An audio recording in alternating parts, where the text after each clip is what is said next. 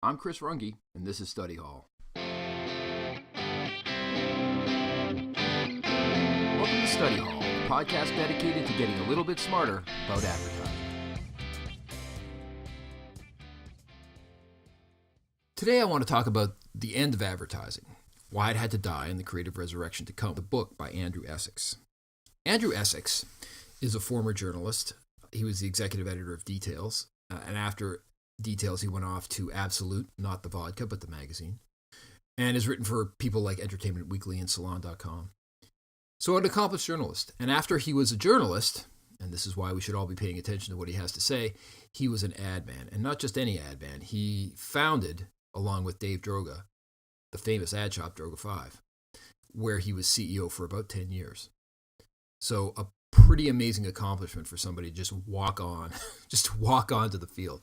Walked on, became a Yankee. And he's still in the advertising biz. He was just actually quoted in Ad Age this week, that's April 2nd, 2018, talking about the future of creative shops in the advertising business and standing strong for creative shops.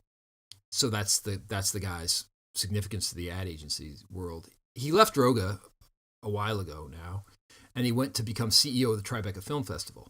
He's since quit that job. He's written 4 books, including this one. And I think it's pretty fair to say he's very media establishment, if you consider the guy's resume, right? He's written for big media outlets. And his attitude, for instance, scattered in certain places throughout the book are these compliments for the New York Times. And he's pretty serious New York Times fanboy. He quotes Emily Nussbaum, who's their TV critic, quite a few times. Anyway, like I said, part of the media establishment. And the other interesting thing about the guy is he came into and left advertising. He voted with his feet. And it's pretty clear that he's ambiguous about it all and very ambivalent about the link between money and art. He's not let's just say like a Renaissance sculptor who's very comfortable having a patron. In fact, he refers to the process of paying for art as grody. And he refers to a rather famous NFL quarterback as promiscuous for doing what he sees as too many product promotions. So I think for him, it's a bit of a disgusting, almost slutty business. And I think that's one of the keys to understanding why he's so focused on creative as content. In other words, it's not just a squalid commercial transaction. It's in some way art. So what's the structure of the book? Well, the book's divided into three chapters. The first chapter is Adblocalypse Now, which is a great name for a chapter. And it really kind of says it all, right? It's all about the problem with ad blocking and the threat it poses to advertising, right? That's the thing that's causing the end of advertising. Then there's a chapter on the origins of advertising. And then finally, a chapter on the future of advertising, where he kind of makes the point that adding value is everything. Unfortunately, I don't think it's a great diagnosis of advertising. And I don't think it's a great prescription for fixing what's wrong. Which leads me to ask, what is the value of reviewing this book? Well, I think the book is worth talking about, and I think the conversation is worth having because it's an excellent framework for thinking. So, if you're a professional ad man or ad woman, it's a great perspective on the ad business from somebody who has sort of a wider field of view than just the ad business, and who also operated at a very high level in the ad business. So that's all very useful and very interesting. And he asks a bunch of really interesting existential questions. What is advertising? What is the enterprise? What is the output of that enterprise? What's it driving at? What's the end of it? And so once we know those things, we can start to say what good advertising is. And he asked that question too, right? Are you a fine artist like the folks at Droga 5? I mean, you look at their recent Michael Phelps work that won a bunch of awards. It's a beautiful feature film with an Under Armour logo at the end of it. Is that what advertising is? Is that a great ad? Depends on what you think advertising's doing. It depends on what you think your job is as a creative. Then finally, there's the question that's raised by the title of the book itself. What's the future of advertising? Is it going to be creative driven? Is it going to be driven by something else? There's a great study by Nielsen that I'll link to in the show notes. It's all about the relative contribution of creative and then media planning and other stuff to the success of a bunch of campaigns, hundreds they did a study of. And it shows that while creative's still number one, it's number one by a much smaller margin than it was in the past. And that's very much worth thinking about. And it doesn't mean we have to all resort to being, data scientists, but it does mean we have to take very seriously what the future of advertising is going to look like, and what our business structures are going to be in the future. I mean, it implicates absolutely everything that we do. So it's very worth talking about. It's a hot topic in the industry. There's a piece that Essex was quoted in Ad Age this week is all about that. What is the agency of the future? And by implication, they're asking, what is the kind of work we're going to be doing in the future? And how does that come around to you as a creative? Well, say you're going into a pitch. You probably want to talk about something relevant and interesting, and that's likely to work. And by thinking about the future of advertising, I think it helps us sort of ground ourselves and figure out, is this a good idea? Is this a bad idea? If you're a non-professional, I think this is a great grounding for conversations with your agency and trying to figure out where they fall on this creative sort of fine artist versus creative equals getting people to buy things, and sort of figuring out where you line up and where you think you should be. That'll put you in a position to have pretty fruitful conversations with any ad agencies that you're managing or considering bringing on board. As this book points out, that's not as obvious as you might think. And then another interesting question is advertising an obnoxious occupation that you need to feel bad about? Or is it doing something fundamental and important in capitalism that we all need to sort of stand back and appreciate a little bit more than we do? And finally, there's the question of digital and its impact on advertising. Of course, that's according to Essex, the freedom that digital consumption of media gives us is going to be the end of advertising, because we can then block out or avoid advertising that we don't like. So what he's saying is we all need to compete for attention that's sort of voluntarily given to us by our ad consumers. And do you agree with that or not? I think that's also an open question. All right, so with that out of the way, let's look at Adblocalypse Now, the first chapter in the book. This chapter rather is really kind of hand-wringing about ad blocking, or at least it starts to come off as hand-wringing about ad blocking, but I think there's something actually bigger in there. So this is how it goes. It starts with this Howard Stern story where Howard is berating his people because they never told him he could block internet ads, and that sort of segues into how much he hates internet ads. Doesn't everybody hate internet ads? Then we get into a little autobiography about Andrew Essex, and he talks about who he is and his bona fides, and then talks about his surrender to ad blocking and how great it was when ad blocking became available to him. And he gets his son into it, and then he gets into this sort of discussion about what he's really talking about, I think, is channel fragmentation and freedom, the freedom that digital gives you to dodge advertising. He never uses those terms, but, what it put me in mind of was this problem that we have that people can just avoid ads. He talks about his son loving Key and Peele and the son being totally agnostic about what channel Key and Peele comes to him through. He just doesn't want to deal with ads. And that leads him to this $1 trillion question: why are people turning away from advertising? And then he posits this really interesting idea about infobesity, right? Which is a kind of a cool metaphor. There's all this junk, sort of informational nutrition coming to us through the web. That informational nutrition's junking up our intellectual metabolism, and that makes us kind of infobese. So in an attempt to slim down and get this junk out of our lives, we start blocking things that don't immediately make sense. We don't immediately trust, hence ad blocking. And eventually he says all ads will be eaten alive by ad blocking. And what he means by that is, he's really talking about ads that come to us in forms that were developed under the old command and control system of advertising, right? That's the old sort of the David Ogilvy Mad Men model, where you have a product, you come to me, I make an ad for it, we put that ad on TV, we put it on radio, we put it into print, maybe we put it on some billboards, and then next thing you know, everybody knows your product, right? As if you spend enough money. And he kind of sets up that dynamic against this European university student who kind of cranks out this ad blocker software in his spare time and sort of completely disrupts the system under which Ogilvy and Bernbach and all the other titans of advertising honed their methods and their craft. And he kind of sets that up as the end of everything those men knew or thought they knew or developed, the end of advertising.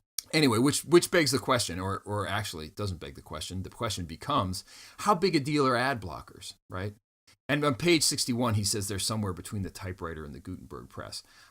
I don't agree with that. I think what he may really mean is ad blockers aren't that big a deal, but the ability to run around channels and block out the stuff you don't want to deal with, yeah, I have to agree with him. That is a pretty big deal. I don't know if it's between the typewriter and the Gutenberg press, though. Anyway, yeah, he has a unfortunate tendency towards overstatement. And the other people who are going to have trouble with this command and control system going away are the people who make the command and control stuff. So if you're making internet ads, yeah, if you make a bunch of banner ads, then ad blockers are a pretty big deal. But for reasons I'll get into in a while, I think that this channel fragmentation thing actually is going to end up being very good, and we're going to end up with a lot more surface area on which to advertise. So then he lands on the Super Bowl, right? And he starts to use it to bolster the idea that creativity is really the hope of advertising, because the Super Bowl is kind of this appointment television, right? We all have to watch it at the same time. Otherwise, it doesn't make a ton of sense. And while people are watching the Super Bowl, because Pete Rozelle did such a great job with sort of making the NFL ad friendly, it's the perfect canvas on which to show traditional command and control format advertising. He says that that's your opportunity to, in this world where people can watch whatever they want, to be so good that you become content yourself, not interruption of content. He has this kind of cool statement he uses: be the thing, not the thing that interrupts the thing, right? Which is another way of saying you have to be the content. You have to be the thing people want to watch. And he says, it has to be crime drama or TV commercial. No difference. It's the same thing. I'm the same level of interest, both of these things. And then he sort of goes into this discussion of the National Association of Advertisers and shows that they recognize this. He quotes a prominent marketer saying, ad blockers represent consumer outrage. I don't know if it's outrage, but it's certainly consumer independence, which I think people in the old command and control system are very uncomfortable with. So he sort of says at that point, Essex is talking about we need to do less and we need to tackle infobesity. But what is working? What would the future of ads look like, potentially in a world where people could watch and consume however they like? Well, it might be sort of this idea of native advertising. So, for instance, a lipstick ad in Vogue, well, you're prepared to tolerate that. You might look at a lipstick ad in Vogue next to a beautiful photo shoot, and you wouldn't maybe necessarily filter that out. And then he contrasts that with adjacency ads or banner ads on the internet and says, well, those aren't native. People aren't prepared to tolerate those. So we have to distinguish between ads people are prepared to tolerate and look at, and ads people are not prepared to tolerate and look at. Then he talks about read-ins on podcasts and kind of puts out this idea that, creators know their audience and they can make good calls about what they want. Later on, in other chapters, he gets into a pretty interesting franchise that I'm not familiar with at all, the American Girl franchise, because I don't have a daughter. Apparently, American Girl has sort of created content and then monetized that content because they have some kind of story about the American Girl. And then you can go buy a bunch of American Girl merchandise. The people I know who do that are Joe Rogan and Alex Jones, of course. They are the masters of that sort of advertising. They have become a brand, and they also monetize their own brand with merchandise that they own. So that's interesting. I don't think he sort of talks about how does that implicate the editorial independence of these channels? And I kind of think, well. And then he talks about pay for programming, like the Hulu model. So he thinks that's pretty cool. So then he pulls back from the death threat. He gets towards the end of the chapter, he pulls back from the death threat that ad blocking is going to kill advertising. He says, well, it'll always be on sports, and there'll always be people too poor or too disinterested or too cheap to pay for content. So you can advertise to those people. But then he sort of says, well, who wants those people? Which kind of stuck in my craw a bit. And then he says the real cure is creativity. The real cure for people not wanting to engage with advertising is creativity. Kind of makes sense. Expands on that and says creativity means creatively adding value. So it's not just something like the Michael Phelps ad, which is kind of this beautiful feature film feeling content with a logo at the end of it. He's sort of saying we must add value. Either, I guess, in the case of, just to use this Michael Phelps video a little harder, something interesting that you'd want to watch over and over and over and over again, which I think is a little bit of a problem when you're thinking about, advertising as content. We'll get into that in a bit. Well, advertising isn't just content. Advertising is a teaching tool, right? And you use a teaching tool a little bit differently than you use an entertainment tool. A teaching tool you tend to study. And if you're not voluntarily engaging with that teaching tool, you have to be exposed to it several times before you learn. So how do you get to a point? You're really setting the creative bar that high. In order for it to be effective advertising, you end up having to make something that's so riveting that people are going to watch it 40 times. And I just don't. I have literally never seen a movie that I would want to watch 40 times. Not even High Fidelity or the Lord of the Rings trilogy. So then he sort of says, adding value is important. And then he cites the City Bike campaign, which he's going to get into in much greater detail in later chapters, as a template for the new campaign. It added value. It was effective for Citibank. I think there are a lot of problems with that. So he finishes up the chapter like this, quote, "This is the new big idea. Brands can make the world a better place, and they can make money doing it."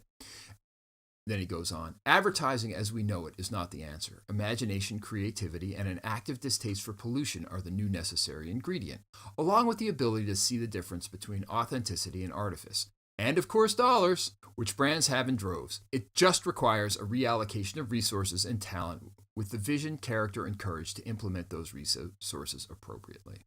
So what I got from that is try harder, which again, I don't think, conceptually you're ever going to make content that's so good that it will fulfill the function that an ad needs to fulfill. An ad is a teaching tool, and that's putting it sort of charitably. An ad is a way to jack into somebody's consciousness and get them to remember something that they don't necessarily want to remember. I don't know that you can reliably do that in the way that entertainment does it. I don't know that that's a professional way to go about that. Anyway, so then he goes on to cite the 1984 commercial, which is a kind of a countervailing example to what I'm talking about. He cites the 1984 commercial, I think quite cleverly, as an ad that was so good it aired only once and then went on to become an icon, right? So that ad, I think he would say, successfully kind of made it achieved escape velocity. It kind of was so good, it shot up into the stratosphere, and we all remember it forever. And it's on YouTube, and it sort of became a cultural.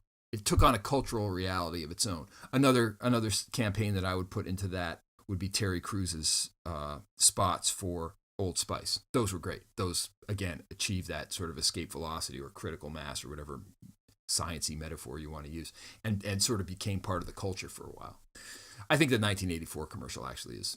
But that's a one-off. That's a standalone. I don't know that as a professional who's in the business of doing advertising day in and day out, that you can really look a client in the eye and say, yeah, I'm gonna make content so good people are gonna watch it and remember it for decades. I just don't. Maybe you can. I don't know. Maybe Dave Droga can do that. I'm not gonna look somebody in the eye and do that. Anyway, okay. Problems with the chapter. I think trying harder and being better, which is what that quote was about, in my view, that quote I read, is not a new idea. It's not a new big idea. If we believe what he says in the very next chapter, Ivory Soap also made lives better and added value. So, I don't know. Being better and adding value, I don't know if that's such a big idea, or at least such a new idea. It's a big idea, and it's certainly, he's certainly to be applauded for standing up for that ideal as something that advertising people need to think about. But I just don't think it's, book worthy. In fact, David Ogilvy could have written that quote. I don't think there's anything in that quote that I read that there's that Ogilvy would disagree with, or Bill Bernbach or Doug Draft, any of those guys. I don't think any of them would disagree with that. And they would likely also have admired the 1984 ad. Anyway, and I think he overestimates the danger from ad blocking. I mean, if you want to take him at his word, understand that the chapter, or believe that the chapter is about ad blocking. If the chapter is about people being more free on the internet to ignore ads, then yeah, he's not overestimating the danger. But I think he is underestimating advertising's importance and its ability to adapt.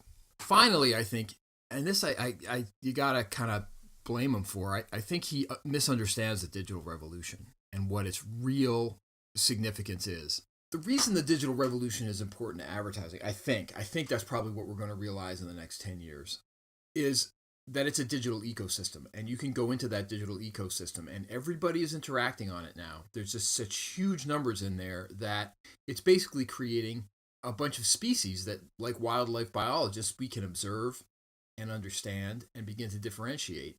And once we understand their behavior, we can begin to interact with them more productively. So I think that, is it an opportunity to advertise to people?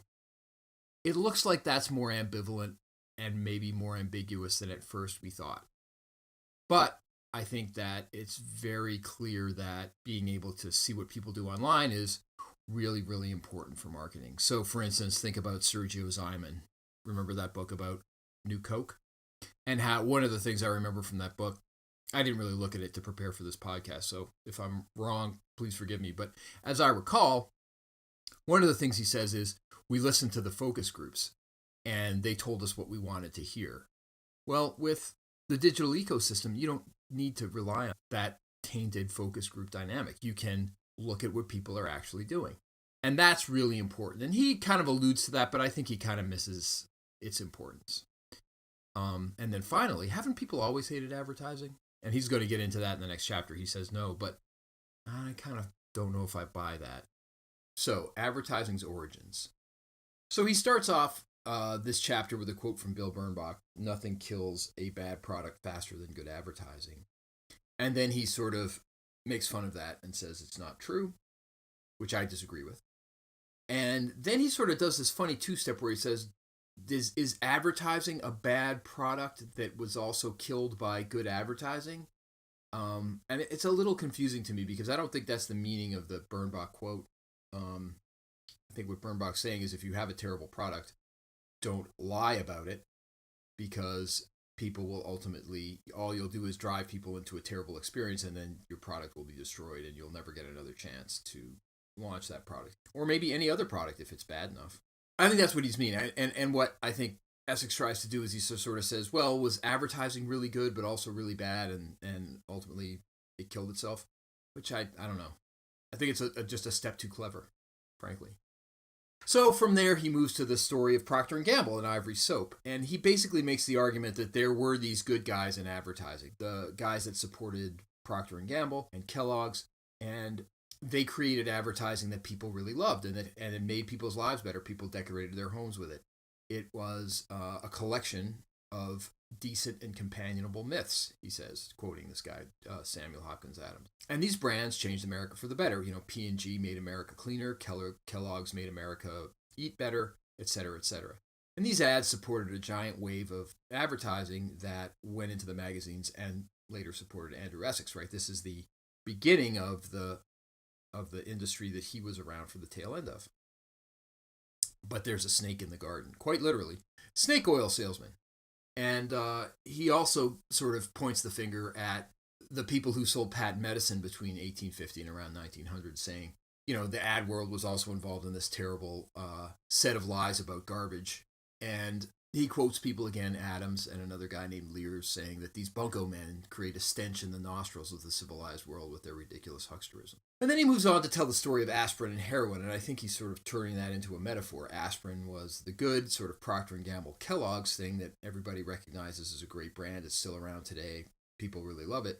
And heroin, of course, started out as a legitimate product, I think also made by Bayer, and then went away because people realized heroin was a terrible thing.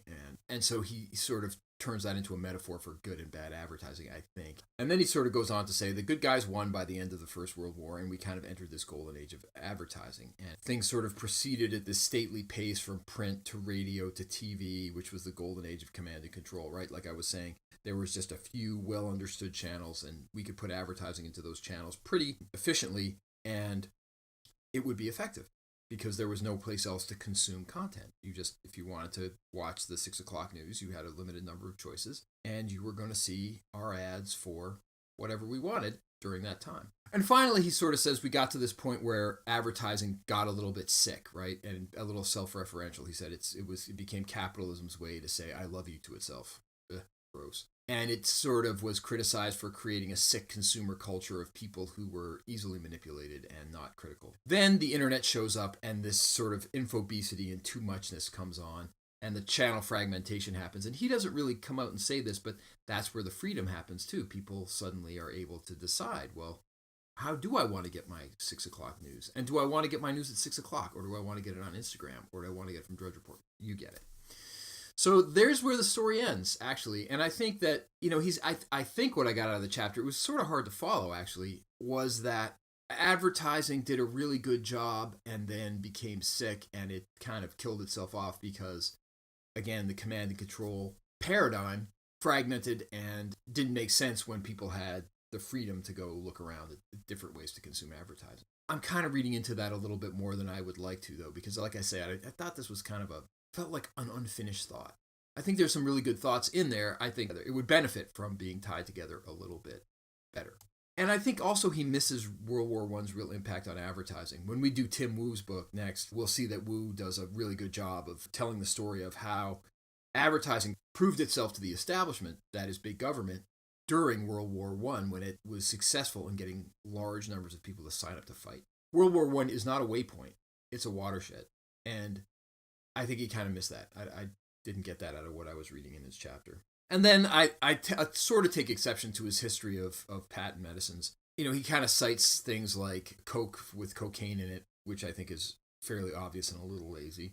And then those cough medicines that used to have laudanum in it. And he says, oh, look at it. He waves his arms around and says, oh, look how terrible they were. And I think the story's a little more complicated than that. He's really reading history backwards and sort of looking at those remedies from the perspective of a sophisticated, scientifically advanced person in 2017, when in fact Coke did pep people up. It just was a bad therapeutic index. Yeah, sure, it gives you a lot of pep with cocaine in it, but it's not worth it. And the same with those cough medicines. Those cough medicines did work. You're going to stop coughing. It's just that the therapeutic index isn't right, so they don't sell them anymore. Now, were there a lot of revolting cures that people knew were no good? Yes, absolutely. And he does a good job of telling the stories of some of those really obviously fraudulent cures. There's no way anybody could have thought, even at the time, that those things were going to work. And so good on Andrew Essex for, he got that part right, but I think he paints with too broad a brush. And then I think I just don't buy the narrative. I think that people have always disliked advertising on some level, and you even see that in the history he writes. He just tries to say that people love the Procter and Gamble and the Kellogg, sort of the big advertising material. They didn't love the patent medicine stuff. They never did. And so I think advertising's always, I don't think he really succeeds in telling this clear story of there was a golden age and we did a good job and then something went wrong and we messed it up. I just don't buy that. For that argument to succeed, you have to believe that patent medicines were this sort of awful thing that nobody was really engaged in, and there was this big bright line between the two, and he doesn't really show how that was true. So I think it's probably the weakest chapter of the whole book. So then Essex moves on to this thing called the future of advertising. He starts to talk about ads that are designed to appear in the context of command and control. And he sets Ogilvy up as a straw man. He uses Ogilvy's quote that there's no correlation between liking an ad and being sold by it, and says, well, David, I disagree. I think actually you need to like an ad in order to be sold by it, right? And that's of a piece with his new philosophy that the only way we're going to be able to compete and get people's attention is by making content that is so good that people are going to want to consume it exactly like they consume, say, their favorite detective show or Game of Thrones. I don't think he really succeeds here either. So, but let's go through what he says. So he starts off with an interesting digital insight that the web is not a magazine, right? Even though it has pages, adjacency is not native to the web, right? So this is sort of coming back to his theme that the formats of advertising that were developed in the command and control era are no longer working as well as they used to in an era where consumers are free to move around and have many more channels to choose from and have a choice of behavior within those channels. Yeah, definitely not going to work, right? And then he talks about context, which I think is really smart. At Douglas and Runge, we talk a lot about context and content and putting content in the right context. And he's right on here. I totally agree with him. He talks about context and the fact that there's a ton going on and you need to make sure that you're in the right place at the right time with the right message. Then he talks a little bit more about too muchness. He makes this point about too muchness that by this time should be very familiar to you. Too much is going on to hold attention if you're not riveting, right? So if you're not the Michael Phelps ad, nobody's going to pay attention to you, and nobody's going to come visit you to consume your advertising. So when people don't succeed in this, when people don't succeed in making advertising content that's as riveting as, say, Game of Thrones, people get hostile. They get mad because you're wasting their time. Fair enough. And then he comes back to football and he says, again, everybody watches football, so it's still command and control still works there, because in order to watch the football in a time and a way that makes sense, right? Because we don't very few of us watch the Super Bowl 2 weeks later, right? We all watch the Super Bowl that Sunday night. It's the perfect spot for commercials, right? And he says, then he turns around and he smacks them in the face and says, well, they're the bane of my existence because they're not actually very good. The commercials are not very good. He hates the content of the ads, but he can't, at the same time, he can't deny that they work, And he kind of shows his elitism. He kind of, through a quote of a marketing manager he doesn't name, he says, yeah, I know buying a ton of these repetitive ads that show again and again that we sort of premiere at the Super Bowl, they work on the masses. And then the guy says, but you know what they say about the masses. And so we're all invited to have a laugh at the expense of the people who support our industry, which is unforgivable. He clearly doesn't even have the integrity to stand up and say, yeah, you know what, I don't really believe that the people that I sell to are worthy of respect. They're just a bunch of rubes that I jerk around by the nose. Then he gets into this story, which is, again, a kind of an annoying story, where he starts to talk about this public works value idea, right?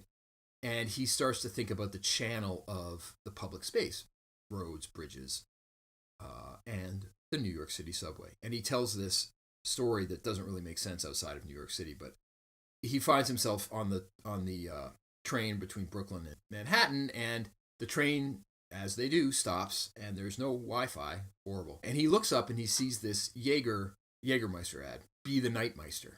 And he doesn't like the ad. He presumes nobody on the train likes the ad, which is weird because the New York City subway is one of the most democratic places in the world. And while he probably, it's probably not meant to appeal to the chairman of a major ad agency, there's a lot of other people writing that train, and he doesn't even pause to consider if somebody might be into that ad or might be talking to somebody. And it's a little weird to think about the chairman of Droga 5 not understanding segmentation. That's my quibble. But he does realize that owning a subway car is a good idea, and those of you who spend time in New York know the S train between Grand Central and Times Square. They've been doing that for years. You go in there, and someone has bought those trains and sort of papered them, and they do a really nice job. They're beautifully done. And I guess, and that is starting to happen throughout the MTA. And then he gets into City Bike. City Bike, he thinks, is like the perfect example of how you add value. And he does a very nice summary of how it came about. And his skill as a magazine writer is on display here. It's a very nice narrative of how the City Bike campaign was fought for and how it came to be. And it's really pretty interesting. But then he falls down in his criteria for success. And this is where I part company with him. He starts talking about how the City Bike program uplifted the brand of Citibank, which of course it needed at about the time the City Bike program started, of course, with their role in the financial crisis, etc. He said it was successful because it was popular, and he said that it was successful because the favorable impressions of Citibank went up 28 points to 72%, and the number of people who would consider one of the Citibank products was up 43 points. And then he turns around and says, well, but all these don't really matter. It was just, these KPIs don't really matter. They were just created to satisfy bean counting actuaries. Right? And I think that, again, is really unforgivable. I think that kind of approach to data and ROI is just not appropriate to today's business environment. I think he did a good job setting up Citibank's City Bike program. I think he did a really bad job of sort of trying to pass it off as successful. And then he goes back to his headline, be the thing, not the thing that interrupts the thing, which I think is cool. I think there's a legitimate place for that. And he goes into American Girl, like I talked about before. He talks about the Lego movie being an example of how a brand can be so strong that it goes out in the world and can create content about itself and make money on people going to see the content and also merchandise the thing that people are going to see, right? Being the thing, not the thing that interrupts the thing.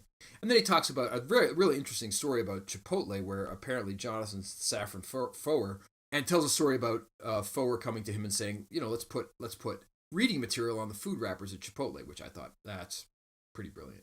So yeah, I mean, I think he's got some pretty good ideas for advertising. I think his performance indicators and his respect for performance indicators are just way out of line. And they're so out of line, I think that calls into question the whole thing. I kept craving something beyond, isn't this super cool? Because I just don't think super cool cuts it. It's got to be super effective. Then he admits advertising will never really go away, right? People are always going to watch sports, and there are always going to be people who are too poor or too disengaged to pay for commercial-free content.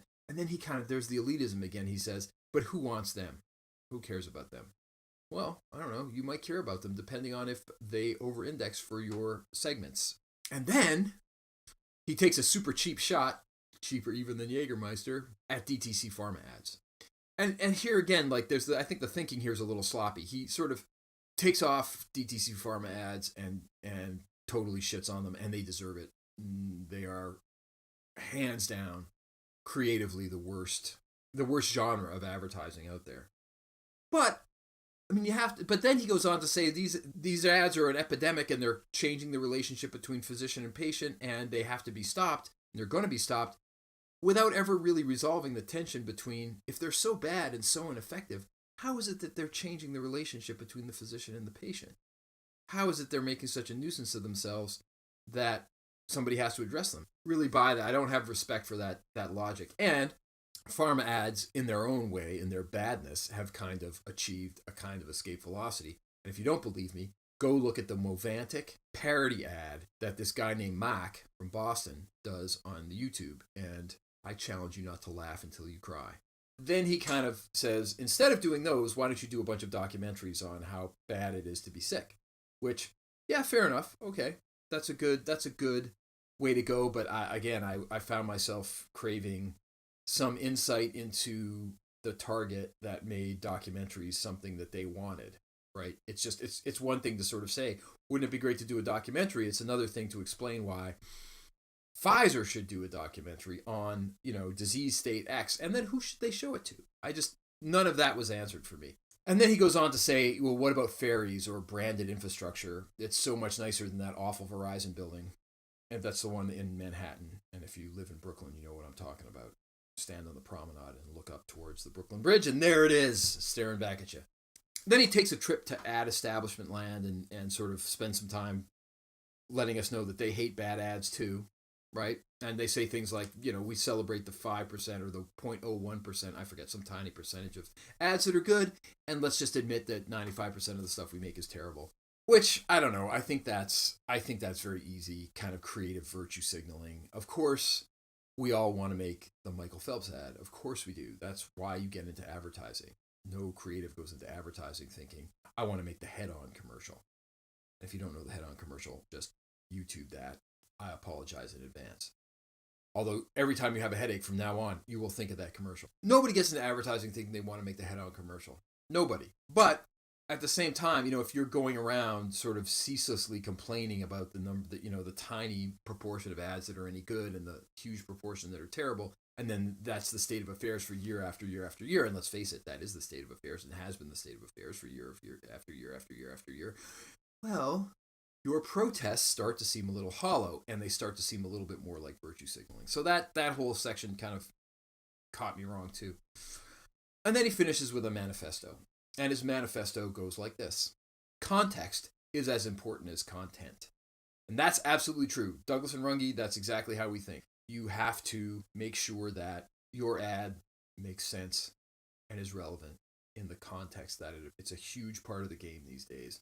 It's a bigger part than ever before. That Nielsen study in the show notes, take a look at it if you don't believe. But he doesn't really get into that, and I think he kind of passes. He loses a big opportunity, in my view, to really get into that issue. He kind of treats it in a surfacey way and keeps going. Then he says, "Manners matter." Sure, yeah. Don't be a jerk. Don't be intrusive and jarring in your tone. Sure, makes sense. Although I don't know if the makers of Head On would agree. Just because you can doesn't mean you should. Fair enough. And then he says, "No gas," which is advertising for no one gives a shit. Tell interesting stories and ignore the lizard brain. I totally disagree with this. I think you can tell interesting stories all day. You're never going to be as good as real interesting stories, right? It's like the old adage, given the choice between a fake Republican and a real Republican, people choose the real Republican every time, right? Faced with a choice between an ad masquerading as content, right? And an ad is always going to masquerade as content because an ad's agenda is different from content agenda. People are going to choose the genuine content every time. Every single time. Except in extraordinary cases. Okay, I just said every single time. Fine. The Apple 1984 ad, the Old Spice stuff. Yes, there are a few campaigns that break through that. But if you're going to as I said before, you're going to look a client in the eye and tell them you can deliver on that every single time. I don't know. That kind of reminds me of the days when people used to say, I want a viral video. Well, that's not really up to you, right? I mean, you can try. I mean, you can try, but it's that kind of sort of cultural alchemy is not entirely up to us. And so saying ignore the lizard brain, I don't think that's responsible. If you can't be interesting, be useful. Who can disagree with that? If the girls don't find you handsome, they should at least find you handy. And that's, I think, the same sort of advice. Who can argue with that? Micro-targeting, he doesn't like micro-targeting. He says micro-targeting equals junk mail and you should avoid it at all costs. Totally disagree. Micro-targeting, back to my thing about the lizard brain and content and context, micro-targeting is an incredibly great way to get to the people who want to hear your message. Data is a tool, not a product. I guess, I don't know, I don't think he really made, that didn't make a lot of sense to me. Measure what matters.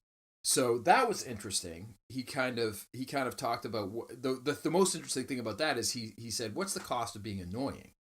Which brought me up short. I was sort of really hating on him by this point, and I thought, well, you know what? Fair play to you, sir. That's pretty good. But measuring what matters, fair enough. That's fine. But you've got to measure. You've got to try to measure. It's not enough to say measure what matters and then do what he does and say intuition is a great gift from the gods. That's his next manifesto point. And say, go fight with the analytics guy.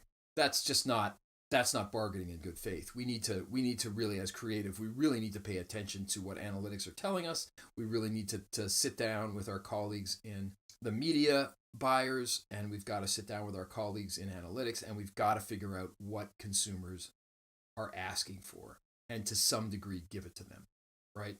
Otherwise we'll just be the ersatz content competing with the real content, and that's just not a fight we can win, right? We're gonna always be the fake content every single time. And then finally, the last thing of his manifesto was adapt or die, which I don't think anybody would disagree with. I think that's your daily reality as a ad person. Absolutely. So what's my take on this book at the end of the day? So first of all, I'll just go through the writing. I've alluded to this in some places. The writing, the tone is really rough. It's snarky. It's elitist. There's a lot of creative virtue signaling. It's very much a frame of reference that's centered in Manhattan, probably somewhere around 34th Street. The frame of reference is inside the media establishment. And I think that whole edifice is shaky and getting shakier. And I think the trouble isn't advertising the activity. I think it's the institutions. And as a person that's dwelled in those institutions for an extremely long time, he's an institutional guy, right? Big magazines. While Droga 5 was a small ad shop, they had big clients. And then the Tribeca Film Festival, maybe the biggest film festival in the country. I think these large institutions doing big mass advertising campaigns that need to be profitable to make as well as deploy, I think maybe their time is over. But that's not the end of advertising. That's the end of these giant mass advertising operations. And I think they're the people that need to worry the most about the end of command and control. Because as people are more free to run around and avoid the advertising we're trying to cram down their throats, well, we're going to have to be a lot more delicate and a lot more intelligent about how we find the right content and the right context. Because that he really did get right. So that people will interact with advertising as advertising and find it valuable as advertising. Because again, I don't buy that we're ever going to compete with genuine content. I just don't see it. Not on a day-to-day level. Not in the way that advertising really needs to behave. So the thinking, I think, like I said, he has an unfortunate tendency to overstate things. A lot of the rhetoric is overblown. Adding value is key to the new thinking. That we need to surprise and delight. Didn't Ivory do that? That's what I thought the point he made about Procter & Gamble in his history chapter did. So is this also radical? I don't know. I don't think it's like a big new idea. I just don't think it lives up to like I said, I don't think it's book worthy. I don't think City Bike is a great solution. I mean, if it's a success and the metrics are laughable that he cites, they're just not. He doesn't show that it's a success in any way. He admits it would be a one-off. And what about local businesses? What do I do if I'm running a hardware store, or I'm an optometrist, or I'm, fill in the blank? What do you do if you're not a multi-billion-dollar company? What do you do if you're just a couple of $100 million company? I've talked about this before, but there was an unforgivable lack of respect for data and return on investment. Look, we all love great creative. Everybody loves great creative. And I hope I'm not coming off like I don't care about creative. I really, really do. It matters to me to do beautiful work that people like. But we need to admit that math works and that we are in business to make money. We have to admit that. I don't think creatives can survive if we're just constantly getting in these impassioned fights about why, we need to be a sexy stand-up beefsteak tomato, and you don't understand what you're talking about, Mr. Math Nerd.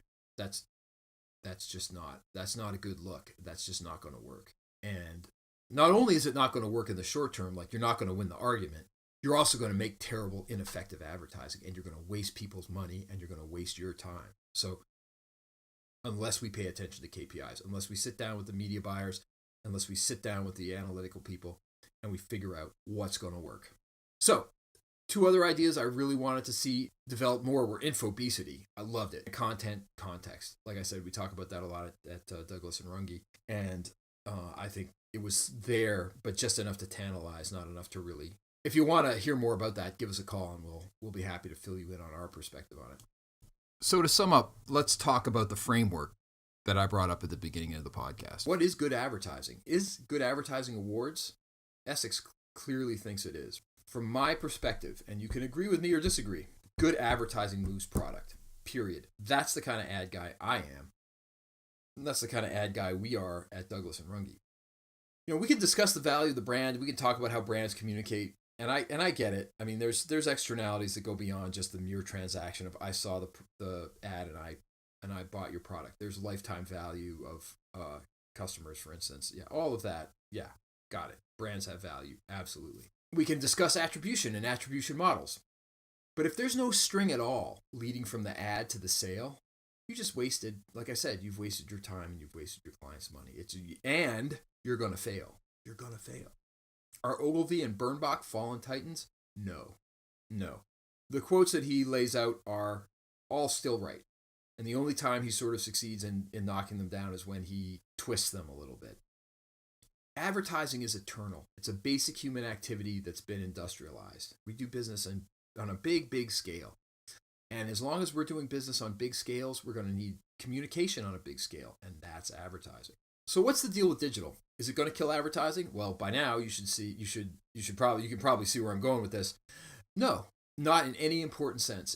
It might kill these forms of advertising that are artifacts from the command and control era. So it might kill a banner ad, which really is just a magazine ad translated to the internet. Yeah, it might kill that. I think in the end, it's going to become just another channel because it does have places where, like Andrew Essex says, their advertising can be native to it, right? Like read-ins to podcasts or some kinds of pre-roll or, I'm sure we'll sort of work that out.